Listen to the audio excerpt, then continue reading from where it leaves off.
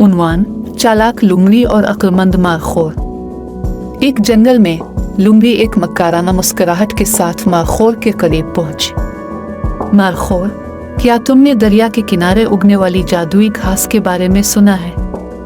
ये कहा जाता है कि जो भी इसे खाता है उसे बहुत ताकत देता है। मारखोर फॉक्स की चालों को समझता था, सुकून से जवाब दिया, वो वाकई ये दिलचस्प लगता है, लेकिन मैंने ऐसी घास के बारे में कभी नहीं सुना।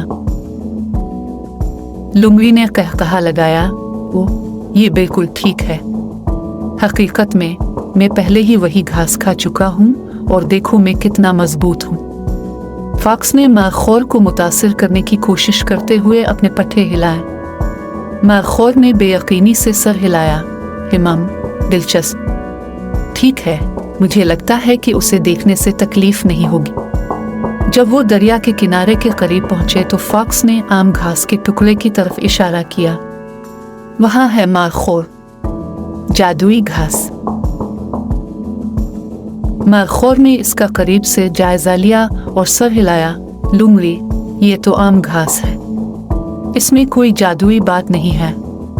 मारखोर के इनकार से मायूस होकर फॉक्स ने अपनी अगली चाल की मंसूबाबंदी की। ताहम इससे पहले कि वो अपने मंसूबे को अमली जामा पहनाता, एक जबरदस्त देवल जंगल में गूंजी जब शेर साए से निकला। शेर ने मारखोर को देखते हुए अपने दांत डराते हुए कहा, मारखोर, तुम बहुत लजीज खाने लगते हो, मेरा डिनर बनने की तैयारी करो। मारखोर हालात का जायजा लेते हुए पुरसुकून रहा। हो सकता है मैं तुम जैसा मजबूत ना हो शेर, लेकिन मैं तेज और चुस्त हूँ। मैं तुम्हें एक मौका दूंगा। शेर ने तंज किया, मैं इस जंगल में किसी से नहीं डरता, कम अज कम तुम जैसे सब्जी खोर से। बिजली की तेज रफ्तारी से शेर मारखोर की तरफ लपका, लेकिन चुस्त पहाड़ी बिक्री ने आसानी से इसके हमले को चकमा दिया।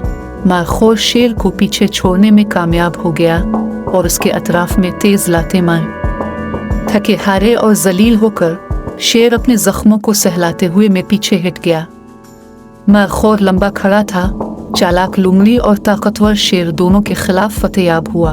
उसने साबित किया कि जहानत और होशियारी जंगल में वहशियाना ताकत से ज्यादा ताकतवर है।